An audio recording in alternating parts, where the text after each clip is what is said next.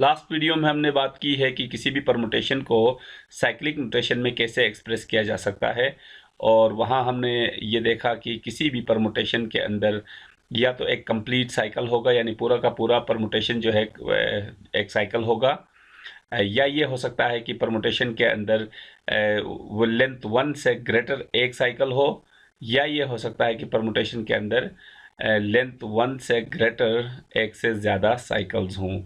और हमने वहाँ ये भी देखा कि अगर पूरा का पूरा परमुटेशन एक ही साइकिल पे मुश्तमिल हो तो उसको साइक्लिक नोटेशन में कैसे लिखा जाएगा। इसी तरह अगर परमुटेशन के अंदर लेंथ 1 से ग्रेटर या लेंथ 2 और उससे ग्रेटर लेंथ का सिर्फ और सिर्फ एक साइकिल हो तो उस परमुटेशन को साइक्लिक नोटेशन में कैसे लिखेंगे। और अगर परमुटेशन के अंदर लेंथ 2 या उससे ग्रेटर साइकिल्स एक से ज़्यादा हों तो फिर उस परमुटेशन को साइक्लिक नोटेशन में कैसे लिखा जाता है। तो इन तीनों केसेस के लिए हमने प्रोसीजर्स पे बात की है।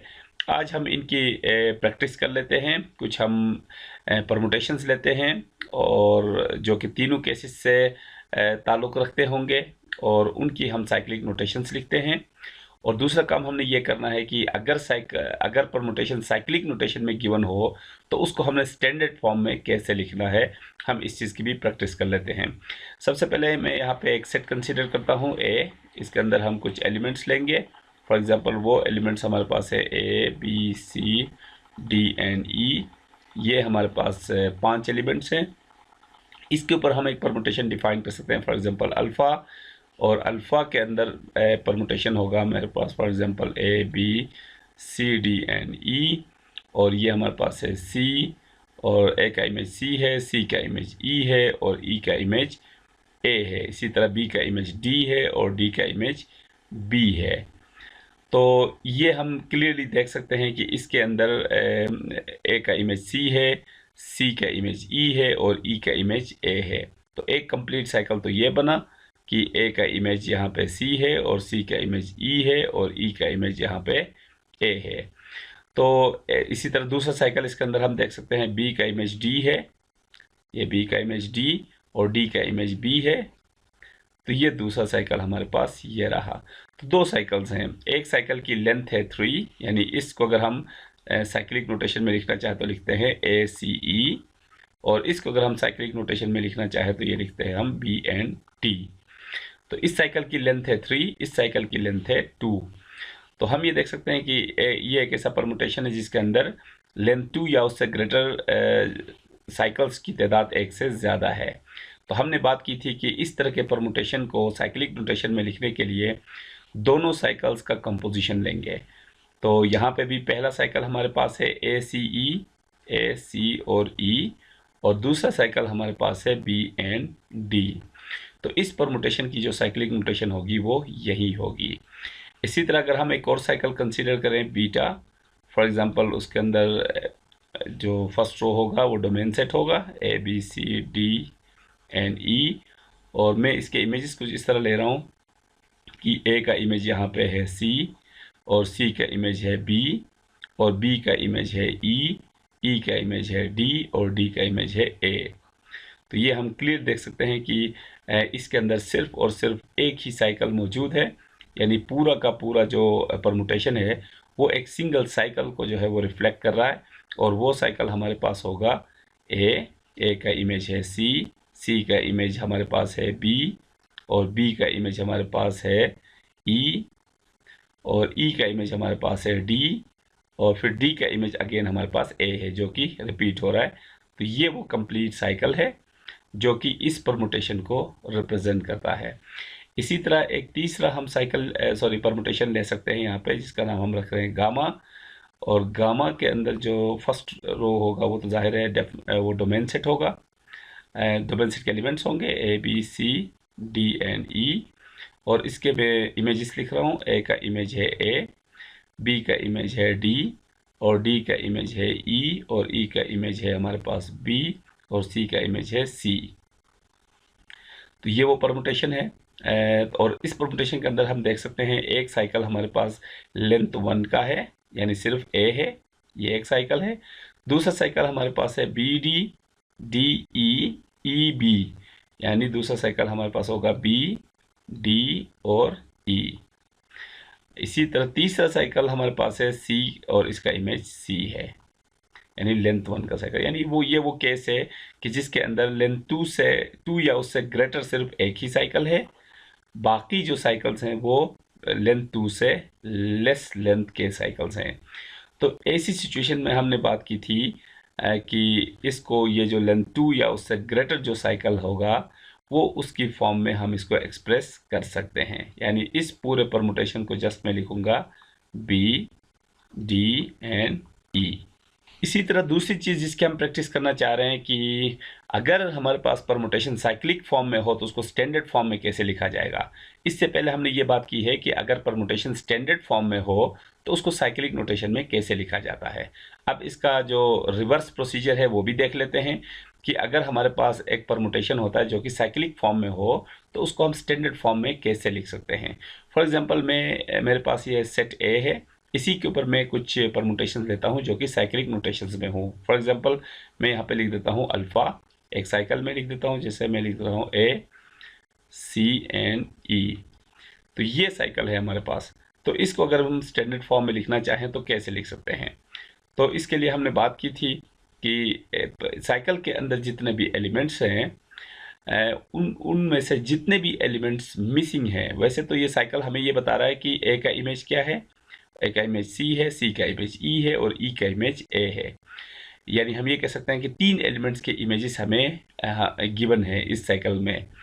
लेकिन टोटल सेट के अंदर 5 एलिमेंट्स हैं, 3 के इमेजेस हमें बताए गए हैं, 2 के इमेजेस यहाँ पे मिसिंग हैं। चूंकि हमने इस साइकिल को स्टैंडर्ड फॉर्म में लिखना है तो स्टैंडर्ड फॉर्म में बेसिकली 2 रोज होते हैं। पहला रो डोमेन सेट के एलिमेंट्स होते हैं तो वो हम एज इट इज लिखेंगे A B C D and E. ये पहला रो है जो कि डोमेन सेट के एलिमेंट्स होंगे, और दूसरा जो रो होगा वो इन एलिमेंट्स के इमेजेस हैं। इनमें से 3 इमेजेस हमें यहाँ पे दिए गए हैं साइकिल के अंदर। ए का इमेज है सी, तो मैं लिख रहा हूँ ए का इमेज सी, सी का इमेज है ई, तो ये लिख रहा हूँ मैं ई, और ई का इमेज यहाँ पे है ए, तो ये लिख दिया हमने ए। तो ये जो 3 एलिमेंट्स हैं उनके इमेजेस हमने लिख दिए, और बाकी जो एलिमेंट्स मिसिंग होंगे उनके लिए हमने ये अंडरस्टैंडिंग बनाई थी कि उन एलिमेंट्स के इमेजेस वो खुद ही होंगे। यानी यहाँ पे एक एलिमेंट मिसिंग है बी, तो बी अगर मिसिंग होने का मतलब हम ये लेंगे कि बी का इमेज बी खुद ही है, तो मैंने ये लिख दिया। इसी तरह एक और एलिमेंट मिसिंग है यहाँ पे, वो है डी। इस साइकिल के अंदर डी नहीं है तो इसका मतलब यही लिया जाएगा कि डी का इमेज डी खुद ही है।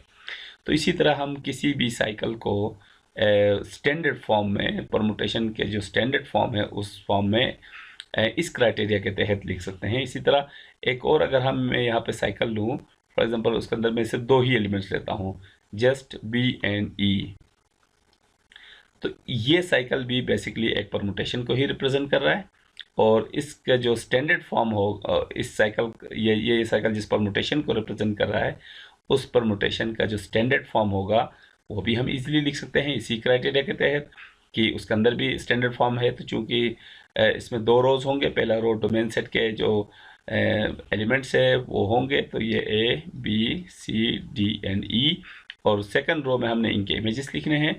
यहाँ पे बी का इमेज ई है और ई का इमेज बी है, तो यहाँ पे बी का इमेज मैं लिख रहा हूँ ई और ई का इमेज लिख रहा हूँ बी, और बाकी जिन एलिमेंट्स के इमेजेस यहाँ पे मिसिंग है उनके लिए यही समझा जाएगा कि उनके एलिमेंट्स वो खुद ही हैं। यानी ए मिसिंग है तो ये हम समझ लेंगे कि ए का इमेज ए है, सी का इमेज सी है, डी का इमेज डी है। तो ये वो परमुटेशन है जिसकी साइक्लिक नोटेशन ये है। तो यहाँ से ये चीज़ क्लियर हो गई कि कैसे हम साइक्लिक नोटेशन में अगर कोई परमुटेशन गिवन हो तो उसको हम स्टैंडर्ड परमुटेशन की फॉर्म में लिख सकते हैं। इसके अलावा आखिर में हम साइकिल्स की एक आइडेंटिटी भी यहाँ पे बताना चाहते हैं, और वो आइडेंटिटी ये है, फॉर एग्जांपल ए एक सेट है जिसके ऊपर हमने एक परमुटेशन डिफाइन किया है जिसकी साइक्लिक नोटेशन हमारे पास कुछ यूँ है, B A D and C. For example ये कोई साइकिल है, तो इस साइकिल को हम लिख सकते हैं कि ये साइकिल इक्वल होगा, बेसिकली ये साइकिल हमें क्या बता रहा है, ये साइकिल हमें एक परमुटेशन के बारे में बता रहा है। एक परमुटेशन का मतलब एक बाइजेक्टिव मैप है जिसके अंदर इस सेट के हर एलिमेंट का इमेज मौजूद है। बी का इमेज ए है, ए का इमेज डी है, डी का इमेज सी है और सी का इमेज बी है।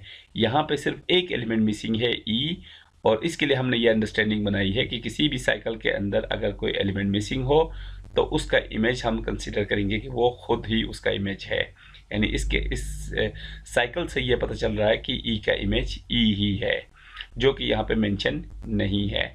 तो इसका मतलब ये हुआ कि फिर ये जो साइकिल है इसके अंदर जो एलिमेंट्स हैं उनका ऑर्डर जो है वो मैटर करता है, और इनको रीऑर्डर करने से ये एक डिफरेंट परमुटेशन बन सकता है। लेकिन अगर हम इसको साइक्लिक वे में अगर हम इसको चेंज कर दें तो इससे परमुटेशन पे कोई फ़र्क नहीं पड़ेगा या साइकिल पे कोई फ़र्क नहीं पड़ेगा। मसलन इसको अगर मैं यू लिखूं, एक एक स्टेप अगर हर एलिमेंट को मैं आगे करता जाऊं, यानी उनकी पोजीशन जो है फर्स्ट को मैं सेकंड बना दूं, सेकंड की पोजीशन को थर्ड कर दूं, थर्ड की पोजीशन को मैं फोर्थ कर दूं, और फोर्थ की पोजीशन को मैं फर्स्ट कर दूं, तो उससे जो मुझे साइकिल मिलेगा वो बिल्कुल इसी साइकिल को ही रिप्रेजेंट कर रहा होगा।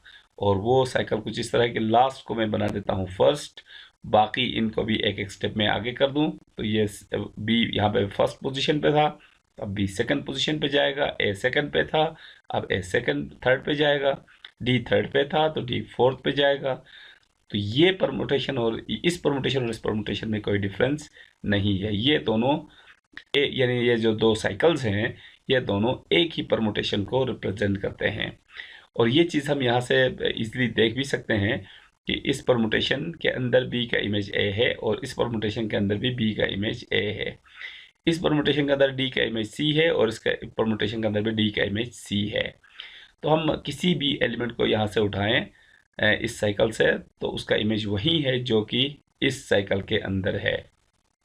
इसी तरह फिर ये साइकिल फर्दर इक्वल होगा किसके, डी सी बी ए के, और ये फर्दर इक्वल होगा ए डी सी और बी के।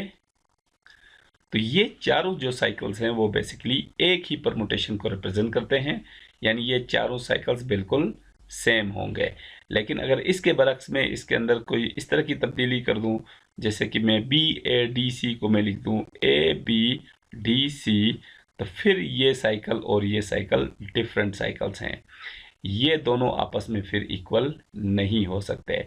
ये एक अलग साइकिल है, ये एक अलग साइकिल है, लेकिन ये जो चार साइकिल्स हैं ये आपस में बिल्कुल सेम है। इसका मतलब ये हुआ कि किसी भी साइकिल के अंदर हम जो एलिमेंट्स हैं उनको साइक्लिक वे में अगर उनको हम चेंज कर दें, यानी उन सब की पोजीशंस वन स्टेप बैक कर दें, या सब की पोजीशंस वन स्टेप फॉरवर्ड कर दें, या टू स्टेप फॉरवर्ड कर दें, थ्री स्टेप फॉरवर्ड कर दें, या थ्री स्टेप बैक कर दें, तो ऐसा करने से उस साइकिल पे कोई फ़र्क नहीं पड़ेगा, यानी उससे बनने वाला परमुटेशन कोई नया परमुटेशन नहीं बनेगा।